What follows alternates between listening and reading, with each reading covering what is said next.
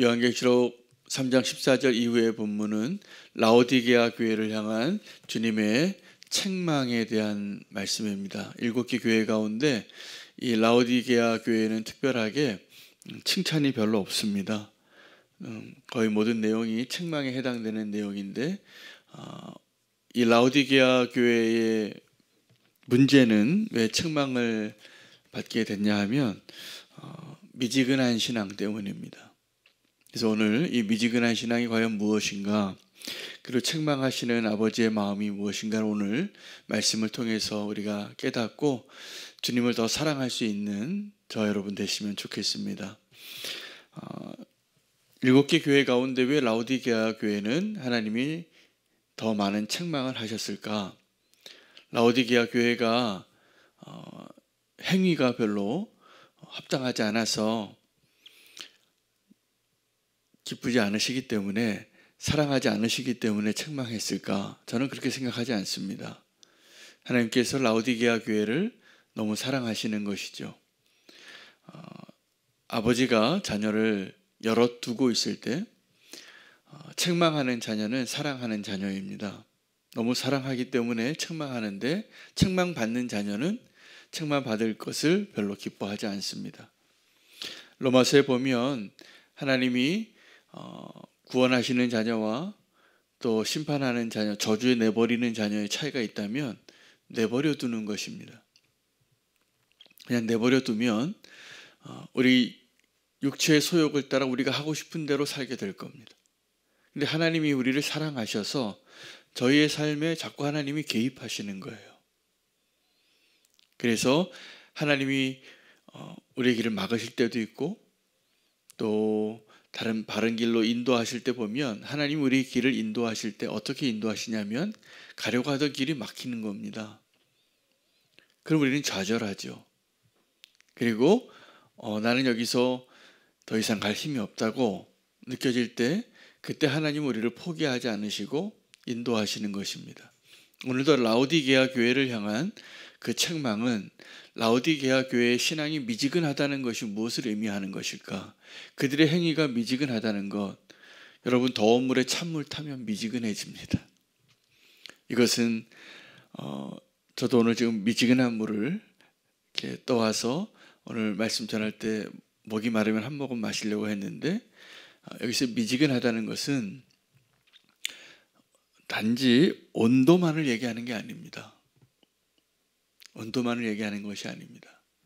이 미지근하다는 것은 겉으로 보기에는 이게 뜨거운지 이게 차가운지 잘 분별이 되지 않는 상태를 말하는 것이죠.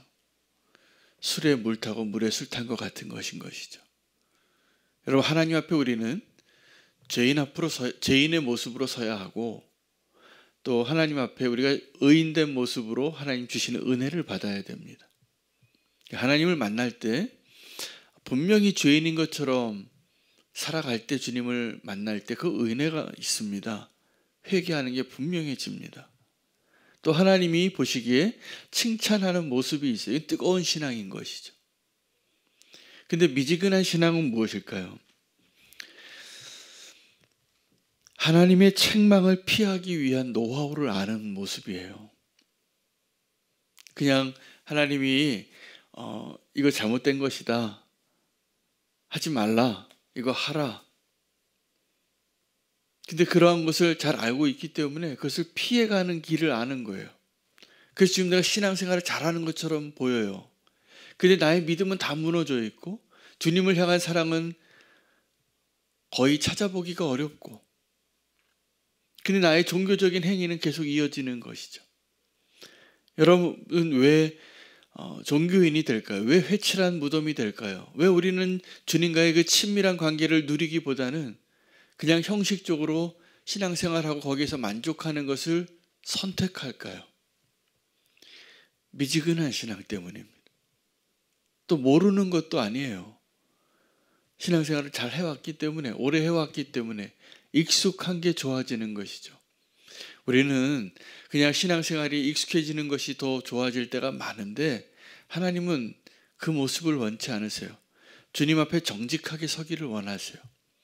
오늘 이 자리에 계신 저와 여러분이 라오디게아를 향한 주님의 책망을 보고 저 교회 참 문제가 많다라고 생각하실지 모르겠지만 사실은 라오디게아 교회의 그 책망의 내용은 우리의 모습이거든요. 그들은 부유하다고 생각했습니다. 제가 지난번 성지순례 갈 때 그 라오디게아 교회에 가봤어요. 그 산 위에 어마어마한 그 도시를 건설했어요. 거기서 사는 거예요. 그 지역상 뜨거운 물과 차가운 물이 합하는 곳이 있기 때문에 그 물이 미지근해요. 온천수가 나와요. 근데 찬물도 나와서 그 석회암이 아주 대단한 그 광경을 만들어냅니다. 미지근한 물에. 여러분, 그런데 이것이 그 미지근한 신앙으로 사는 것이 어떨 때 보면 우리가 참 좋아요. 세상에 한 반쯤 발 걸어놓고 주님께 한 반쯤 발 걸어놓고 그렇게 사는 것이 때로는 그냥 편안해요. 근데 이게 정상이 아닌 거예요. 그래서 나는 신앙생활을 잘하는 것 같으면서도 이 세상을 좀 너무 사랑하고 있고, 세상을 사랑하는 것 같으면서도 난 또 주님을 놓을 수도 없고, 애매한 관계인 거죠. 그래서 주님이 이 라오디게아 교회를 향한 책망과 더불어서 명령하시고 또 권면하시는 내용은 내가 문 밖에서 너를 두드리고 기다리고 있으니 나에게 문을 열어서 너는 나로 더불어 먹고 나는 너와 더불어 먹기를 원한다. 이게 뭐냐면요, 같이 식탁에 앉아서 주님이 내게 한 그릇 떠주고 한 숟가락 떠주시고 내가 주님께 한 숟가락 떠줄 수 있는 친밀함이에요. 더불어 먹는 거. 우리가 식구를 뭐라고 부르죠? 한 식탁에서 같이 먹는 사이잖아요. 근데 주님과 그런 친밀한 사이, 주님과 같이 식사할 수 있는 사이, 같이 밥 먹는 사이가 친한 사이입니다. 삭개오가 왜 그렇게 감동을 했냐 하면 주님이 우리 집에 오신다고, 그게 너무나 기뻐서 그가 자기의 생명 같은 재산을 다 내려놓겠다고 고백하는 거예요. 왜요? 주님과의 그 친밀함이 회복되었기 때문입니다. 오늘 이 라오디게아 교회의 문제가 무엇이고 주님이 원하시는 것이 무엇이고 그 신앙의 해결책이 뭐냐 하면 주님과의 친밀함을 회복하는 거예요. 그럼 주님과의 친밀함을 어떻게 회복할까? 그 마음의 문을 여는 게 무엇을 의미하는 것일까? 19절에 말하고 있습니다. 내가 사랑하는 자를 책망하여 징계하니, 여기 말씀되어진 것처럼 징계하는 자는 하나님이 사랑하시기 때문에 징계하는 거예요. 그러므로 내가 열심을 내라, 회개하라. 열심히 회개하라. 열심히 회개한 결과가 뭐냐면 하나님 나를 채찍질로 치시는 것이 아니라 회개하면요, 주님과 친밀해지는 거예요. 근데 우리가 왜 회개하는 것을 두려워할까요? 내가 왜 죄를 주님 앞에 고백하는 게 그렇게 어렵습니까? 나의 문제를 주님 앞에 인정하는 게 왜 이렇게 힘겹습니까? 두려움 때문이죠. 회개하면 그 눈물이 바뀌어요. 회개하면 주님과의 친밀함을 누리는 거예요. 이게 회개의 기쁨이에요. 라오디게아 교회가 겉으로는 신앙생활을 잘하는 자였어요. 그들이 겉으로 보기에는 나는 부요한 자라. 근데 그들에게 뭐라고 얘기하시냐 하면 정말 사야 할 것과 정말 고쳐야 할 것을 얘기하고 있어요. 그들이 겉으로 보기에는 아주 화려한 옷을 입고 다니는 부잣집 사람인 거죠. 좋은 차 끌고 다니고 넓은 집에 살고 명품을 걸치고 살고 품위 있게 걷고 있는데, 사실은 그렇게 겉으로 보기에 화려하게 사는 사람들 가운데 가난한 사람들도 있어요. 사실은 돈이 없어요. 이게 다 뭐 대출 받아서 살고 그냥 남의 돈 가지고 꾸미고 사는 사람들도 꽤 많아요. 왜 이렇게 외제차를 많이 타고 다니냐고 젊은 사람들한테 물어. 그래야지 사업이 된대요. 내가 돈이 있는 것처럼 보여야 되는 거예요. 근데 이 라오디게아 교회가 그랬던 거예요.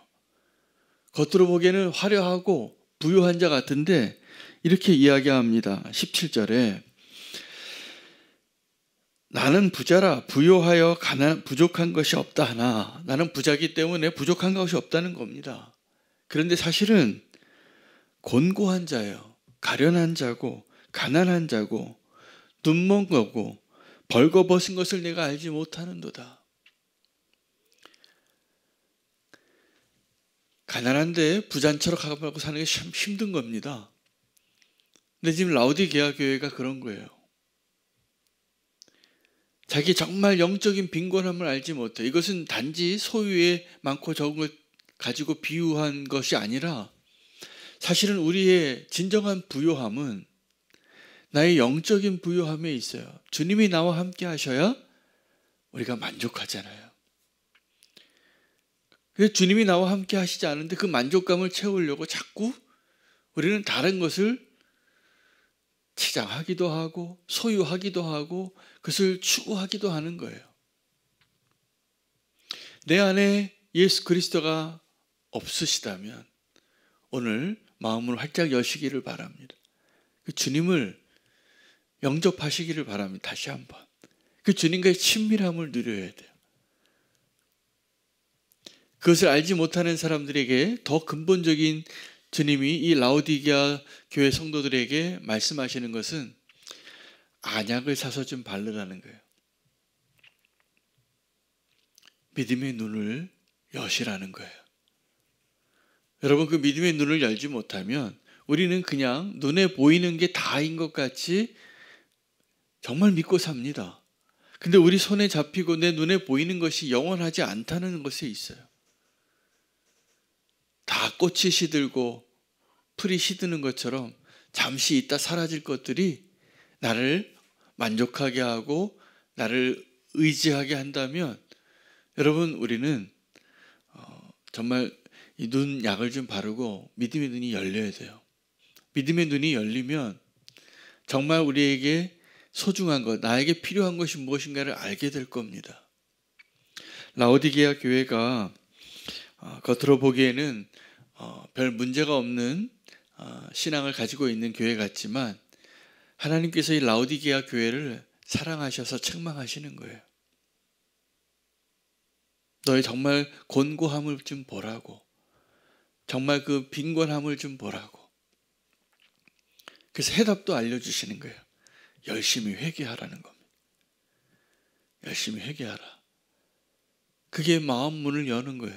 그 주님과 함께 내가 더불어 먹고 주님은 나로 더불어 먹고 함께 이렇게 식탁을 나눌 때 여러분, 우리 교회 성찬식 할 때 저도 제일 감동적인 순간이 언제냐면 장로님과 함께 제가 성찬을 섬기고 맨 마지막에 남은 두 사람이 손이 모자라니까 그래도 제 마지막에 제가 떼어주는 역할을 해야 됩니다. 그 성찬식에서 저의 역할은 예수님 대신하는 역할이거든요.